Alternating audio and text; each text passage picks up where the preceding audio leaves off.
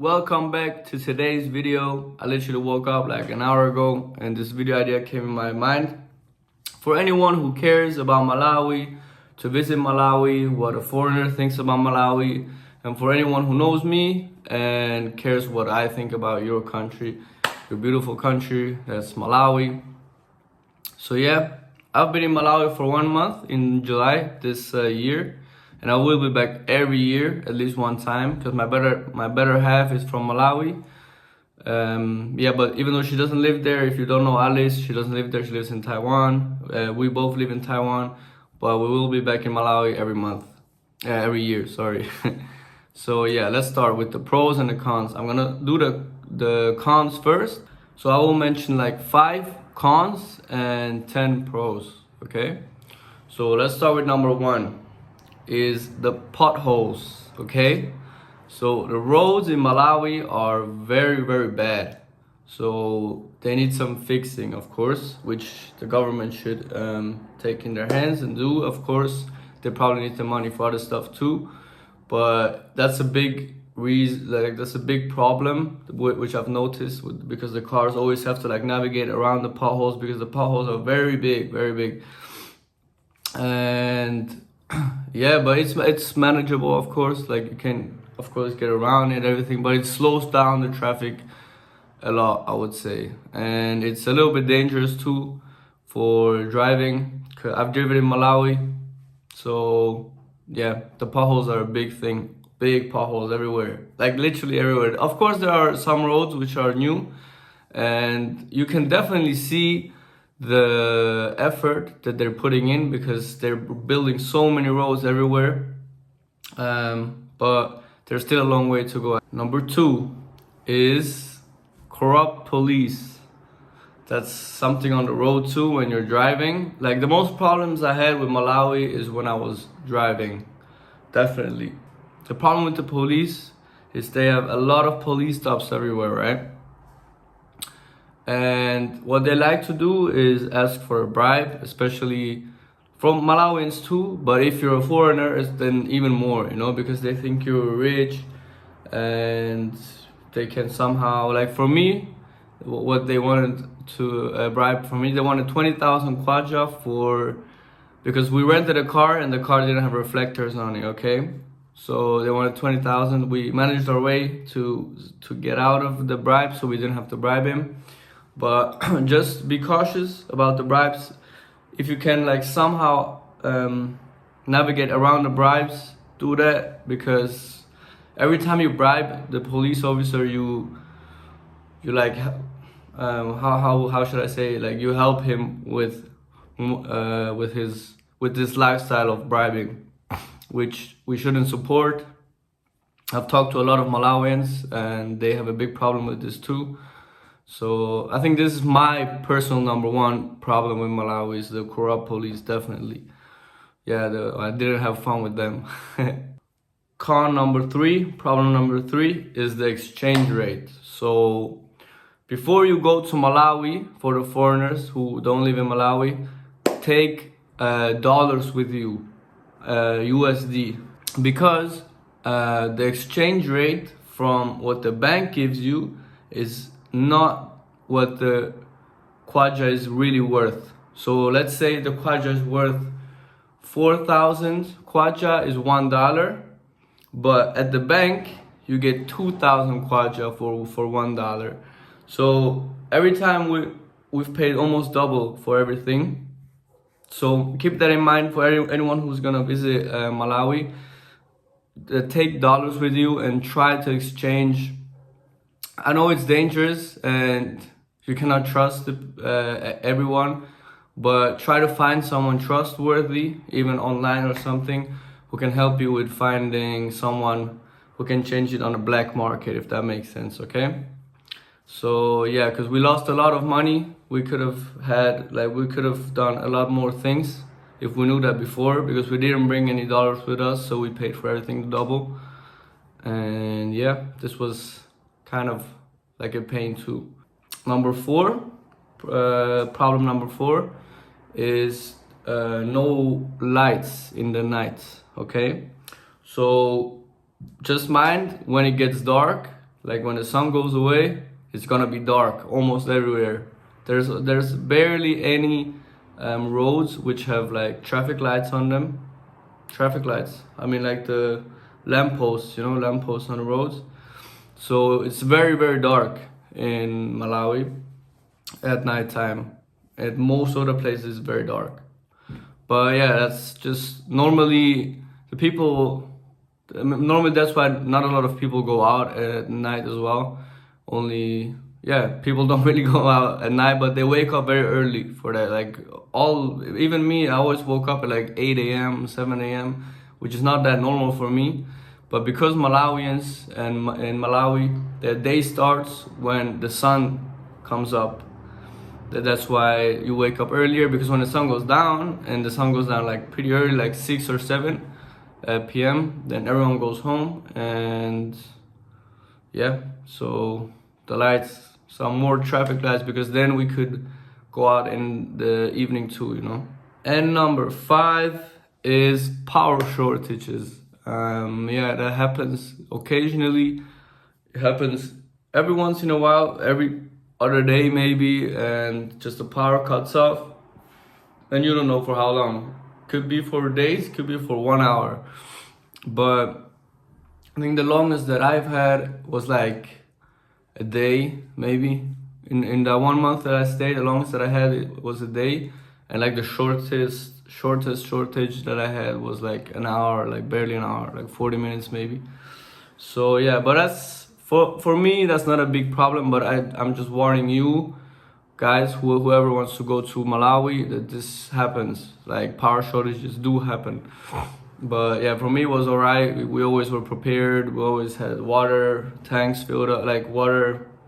We didn't have backup generators, but we had like just water tanks filled up, you know, for if we need the water, or power banks. Charge power banks, guys. Charge power banks so you're prepared when the power goes off. Oh, one little bonus problem that I had was network problems. First I used Airtel.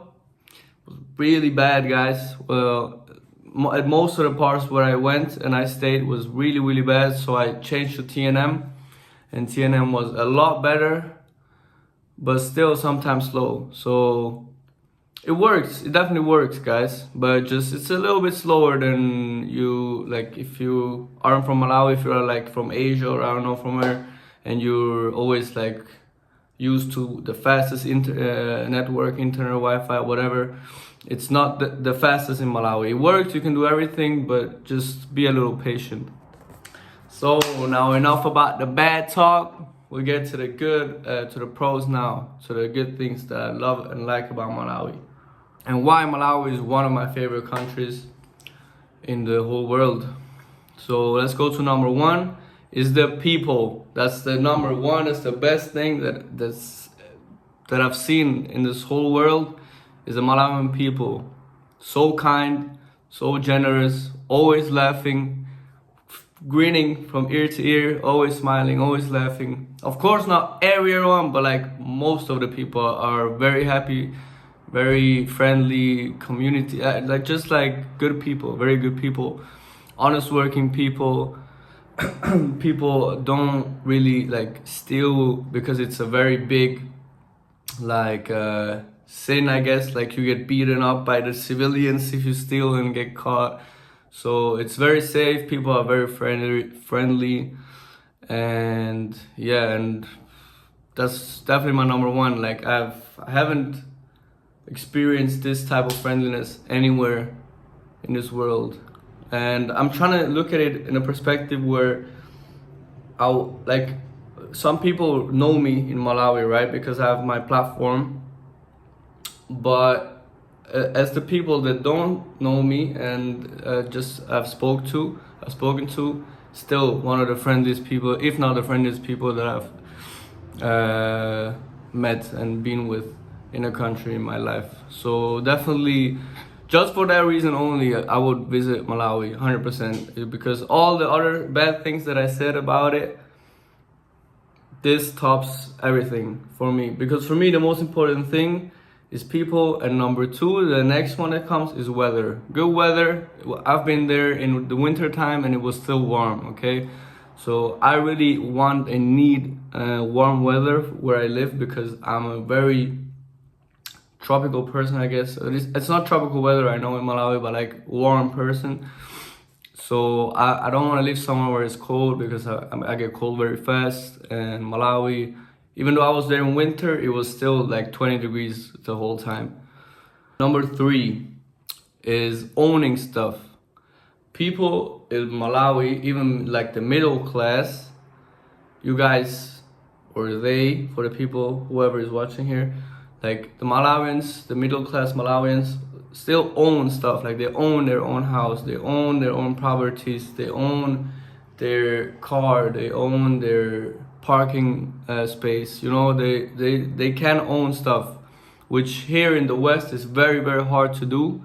Like especially here in Switzerland, good luck with buying a house or building a house or buying land, finding land to buy, you know. So this is a very big difference from Malawi and the Western, because you guys don't have to, like, for the people that own stuff, you don't have to worry about paying rent. That's such a huge thing. Like here in Switzerland, the most thing we spend money on is rent. We pay so much money for rent that you couldn't even imagine. Like I can make a video about Switzerland too if you guys want. Let me know in the comments about the pros and the cons from Switzerland, because I can tell you I will have more cons from Switzerland than from Malawi. But of course I haven't lived in Malawi yet. But Switzerland has very many pros too. So yeah, just let me know in the comments if you want the pros and the cons about Switzerland. And yeah, but owning stuff is definitely very good, and it makes you feel good too. You know, this is mine. We here can rarely, I know people who can say, yeah, this is mine. You know, this I own. I'm not leasing it. I'm not renting it. Yeah, this is something I really like. Number three, the middle class in Malawi lives richer than the middle class here in the Western. That's my personal thoughts, and that's because you guys own stuff, right? And not even just owning stuff, but like I'm talking about in the country itself, right? The middle class in Switzerland, for example, lives poorer than the middle class in Malawi. But of course, if the Swiss people leave the country, they can live richer than the middle class from Malawi, if that makes sense from you. If the Malawians try to leave the country for vacation or whatever. Because what I mean with the middle class in Malawi lives richer than the Swiss people, for example, Swiss people, but I mean like the whole Western world, is like, for example, first of all, you own stuff that I already said, but you guys have people that work for you too.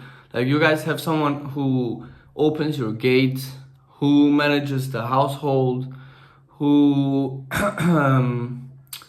but of course I'm talking about the middle class and upper middle class and the wealthy people in Malawi. There's a lot of poor people in Malawi too who don't have that, of course, but I'm talking about the middle class. If you Western world, Malawi, in the country itself, I feel like the middle class is richer in Malawi than here in the Western world, like just because of owning stuff and people working for you. And yeah. Number five, fresh food.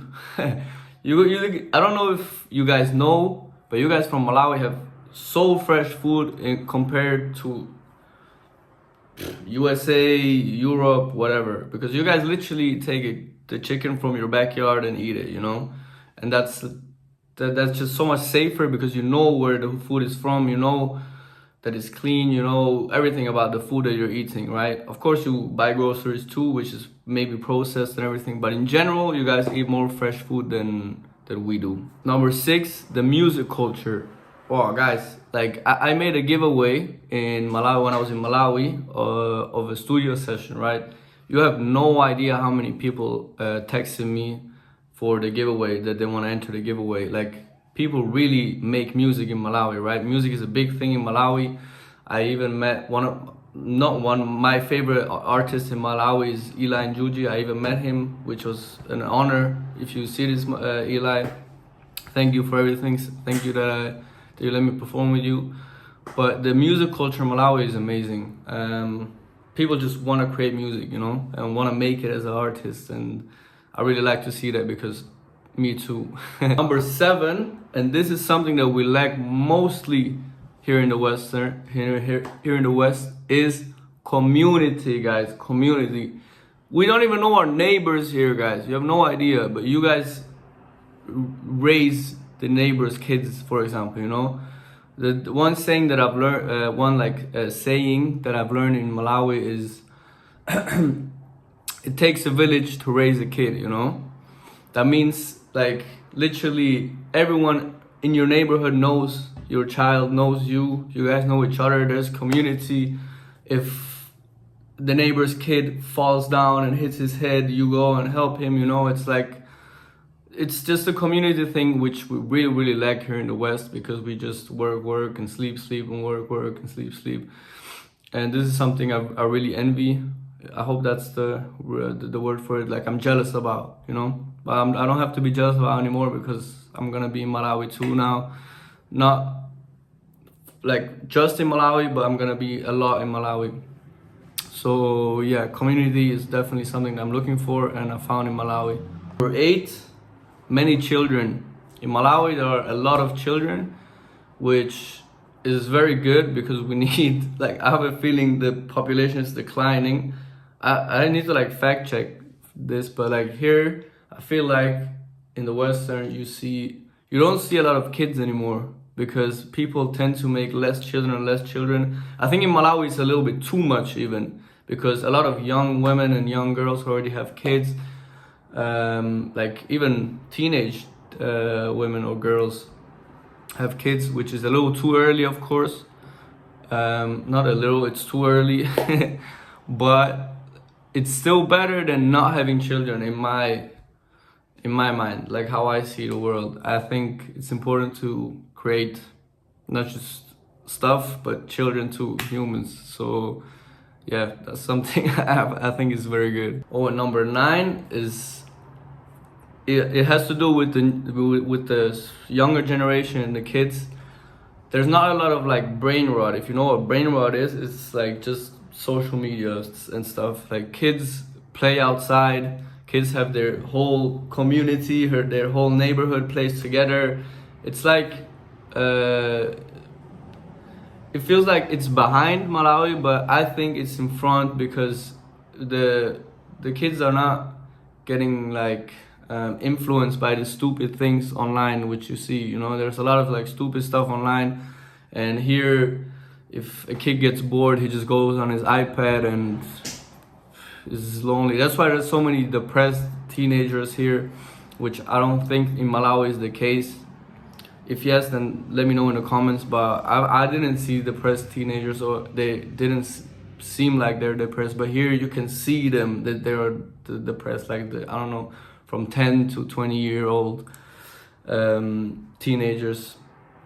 But yeah, I think it's important to not give your kids just the phone when they're annoying you or whatever. It's important for kids to be with kids, you know, so they play together, have fun together, fall down, learn and stuff. Yeah, that's why I don't think social media is the best thing for children, you know. And number 10, the final good thing about Malawi, which I really respect too, is easy travels. Like, literally, one example, we were driving, me and my better half were driving in Malawi. We got stopped by the immigration. I didn't have my passport with me, right?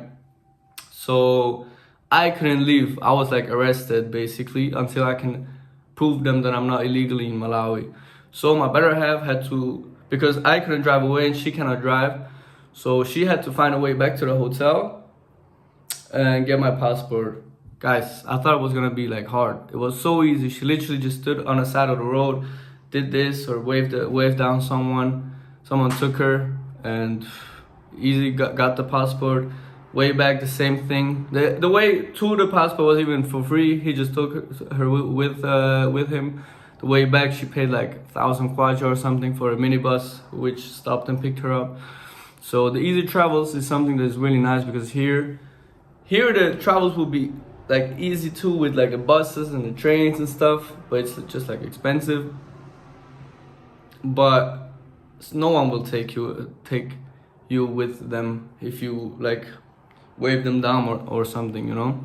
So this is something I really liked. It's this like the community feeling, you know, which we lack very much here in the West. So yeah. So this is my thoughts about Malawi. Definitely top 2 of my favorite countries in the world. I will be back every year. Like I said, I would advise you, if you haven't been to Malawi, just go to Malawi. I know it's not an ocean, it's landlocked, but they have the biggest, like for me, the biggest lake that I have ever been to. Like, it looks like an ocean. It basically looks like an ocean. If you look at my vlogs where I went to the lake, it just looks like an ocean. And it's even good because it's sweet water, so, and it's so clean. Yeah, so go visit Malawi. Tell me in the comments if I should do one about Switzerland or Europe in general. Just tell me what you want to see from me, and I will deliver, okay? So I hope you liked this video. I hope you enjoyed. Leave a like, subscribe, comment down what you want to see from me, and goodbye. Gonna enjoy my coffee, finish it, and goodbye, guys.